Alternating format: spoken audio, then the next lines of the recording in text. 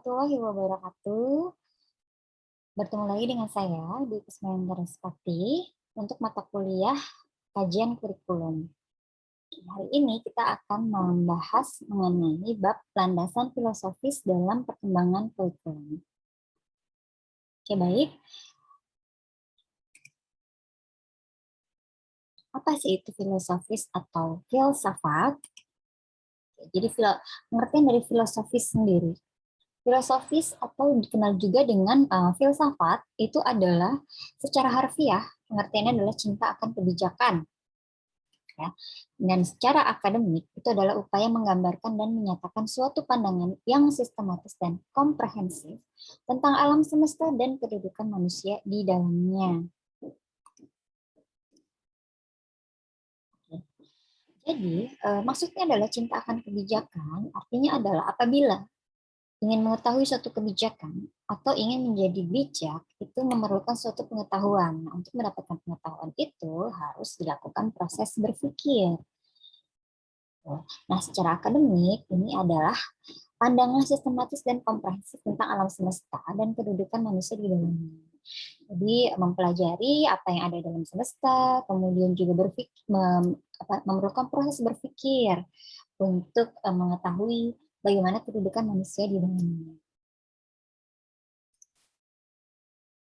Oke, baik. Cabang-cabang dari ilmu filsafat itu sendiri ada 3. Yang pertama ada metafisika. Metafisika ini mempelajari mengenai keseluruhan alam dan isinya. Oke. Yang kedua ada epistemologi. Epistemologi ini adalah mempelajari tentang kebenaran-kebenaran. Oke. Yang ketiga adalah aksiologi. Aksiologi ini adalah membahas tentang nilai-nilai. Itu adalah cabang-cabang ilmu filsafat. Bagaimana dengan aliran filsafat? Aliran filsafat itu sendiri ada 5. Ini saya ambil dari buku Profesor Dr. Nasution yang judulnya adalah Asas-asas Kurikulum. Jadi aliran filsafat itu ada 5. Ya, yang pertama ada aliran perennialisme. Apa itu aliran perennialisme? Jadi perennialisme ini bertujuan mengembangkan kemampuan intelektual anak melalui pengetahuan yang abadi, universal, dan absolut. Jadi, menurut aliran ini hanya mata pelajaran yang bersifat intelektual yang harus diutamakan. Misalnya seperti matematika, fisika, kimia, biologi. Sementara untuk pelajaran lain yang berkenaan dengan emosi dan jasmani itu sebaiknya dikesampingkan. Nah, itu yang dalam menurut pandangan perennialisme. Oke. Yang kedua adalah aliran idealisme. Kalau aliran idealisme ini, landasan utamanya adalah kepercayaan terhadap Tuhan. Norma-norma dari Tuhan adalah nilai yang mutlak. Oke, jadi biasanya yang menganut paham idealisme ini adalah pendidikan yang berorientasi terhadap religiositas. Jadi seperti sekolah-sekolah yang mengutamakan nilai-nilai agama dalam penerapannya seperti itu. Oke, bagaimana dengan yang ketiga? Yang ketiga adalah realisme. Realisme ini artinya adalah mencari kebenaran di dalam hidup ini. Bagaimana cara mencari kebenaran? Yaitu adalah melalui pengamatan dan penelitian ilmiah. Jadi anak didik dituntut untuk memperbaiki kehidupan melalui penelitian ilmiah. Dari situ nanti belajar mendapatkan banyak pengalaman yang bisa diambil. Seperti itu. Oke, yang keempat ada pragmatisme. Nah, pragmatisme ini dia adalah lawannya dari idealisme. Jadi mungkin kalian suka dengar ya istilah dia mah orang idealisme, dia mah orang lebih pragmatis. Nah, kalau tadi idealisme itu mengutamakan norma-norma Tuhan. Tapi kalau pragmatisme dia sebaliknya. Dia berpendapat bahwa kebenaran adalah buatan manusia berdasarkan pengalaman. Oke, jadi tidak ada kebenaran yang mutlak. Kebenaran itu tentatif dan dapat berubah. Itu. Jadi tugas guru bukan mengajar, melainkan memberi kesempatan kepada anak untuk melakukan berbagai kegiatan guna memecahkan masalah. Itu. Jadi itu adalah pragmatisme. Nah, jadi tidak ada kebenaran yang mutlak. Kalau tadi idealisme kebenaran mutlaknya adalah kebenaran yang berasal dari Tuhan. Kalau menurut pragmatisme itu adalah lawannya. Jadi tidak ada kebenaran yang mutlak. Jadi manusia itu bebas untuk menentukan kebenarannya sendiri. Oke, baik. Terakhir yang kelima adalah aliran eksistensialisme. Oke. Filsafat ini mengutamakan individu sebagai faktor dalam menentukan apa yang baik dan benar.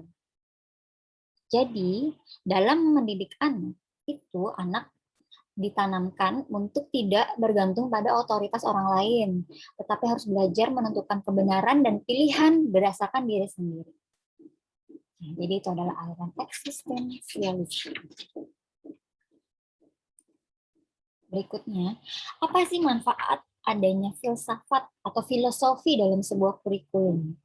Oke, yang pertama, filsafat pendidikan menentukan arah kemana anak akan dibimbing. Jadi, tujuannya ditentukan dengan bantuan filosofi pendidikan. Yang kedua, ada gambaran yang jelas tentang hasil pendidikan yang harus dicapai. Oke, jadi targetnya apa, itu yang akan dicapai. Yang ketiga, menentukan cara dan proses yang harus dijalankan, bagaimana pendidikan itu akan dilaksanakan.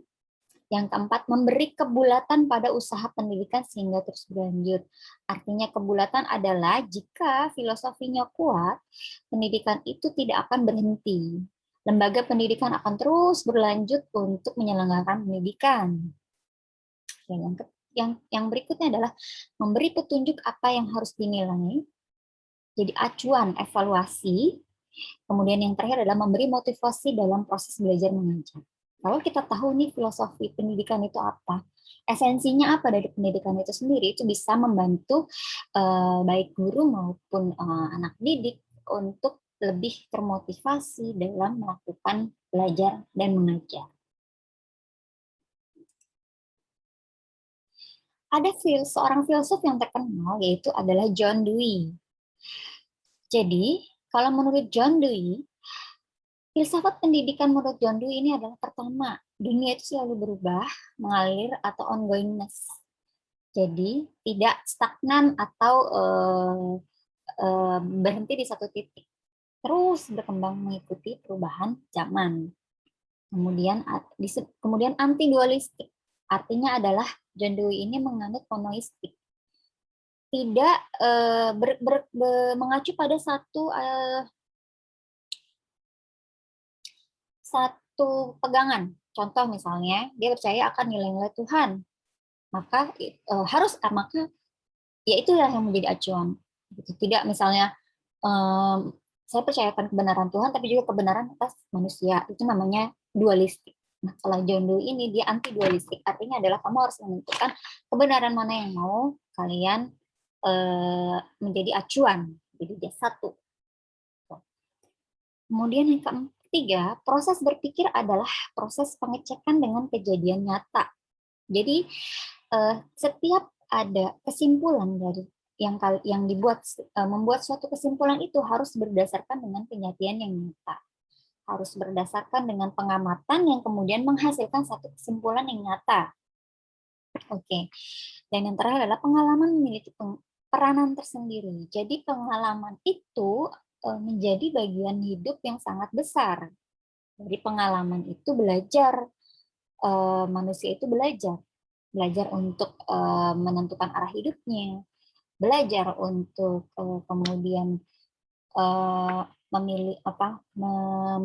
menilai dirinya, menilai orang lain. Nah, seperti itu. Jadi semua yang pendidikan itu didapat dari pengalaman.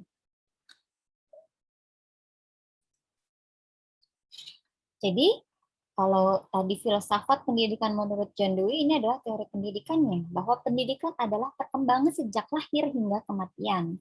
Pendidikan merupakan organisasi pengalaman hidup dan perubahan pengalaman hidup, mulai dari organisasi pengalaman hidup, pembentukan kembali pengalaman hidup dan perubahan pengalaman hidup. Jadi pendidikan itu tidak terputus alias terus berlanjut dalam kehidupan manusia. Ini teorinya bagus ya, tentunya Dewi. Ini memang kita harus terus belajar dari kita lahir sampai dengan nanti kita meninggal. Nah, itulah intinya dari si Dewi. Oke. Oke, bagaimana dengan di Indonesia? Apa sih filsafat pendidikan di Indonesia itu bagaimana? Filosofi apa yang dianut? Filosofi yang dianut adalah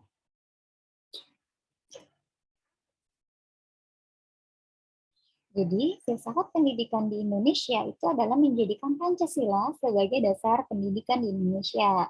Kita sudah tahu ya, Pancasila itu sudah terkenal di seluruh dunia bahwa Pancasila itu memiliki isi yang lengkap. Mulai dari ketuhanan yang Maha Esa ada, yang kedua kemanusiaan yang adil dan beradab ada, tentang kemanusiaan. Ketiga, persatuan Indonesia, kerakyatan yang dipimpin oleh hikmat kebijaksanaan dalam permusyawaratan perwakilan, jadi tentang musyawarah.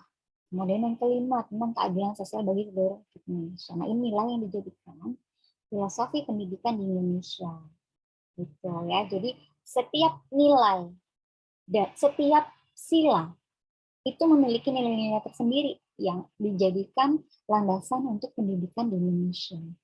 Gitu. Kalau bagaimana dengan tujuan pendidikan di Indonesia, itu kita bisa ambil dari pasal 3 Undang-Undang Nomor 20 Tahun 2003. Bunyinya adalah pendidikan nasional berfungsi mengembangkan kemampuan dan membentuk watak serta peradaban bangsa yang bermartabat dalam rangka mencerdaskan kehidupan bangsa.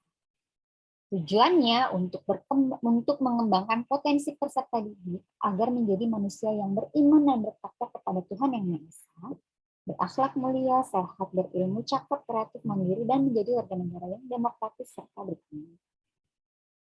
Jadi itu adalah fungsi dan tujuan pendidikan Indonesia. Baik, untuk materi landasan filosofis dalam pengembangan kurikulum cukup sampai di sini. Kita bertemu lagi di materi berikutnya. Assalamualaikum warahmatullahi wabarakatuh. Semoga ilmu yang saya berikan bermanfaat bagi kita semua. Amin.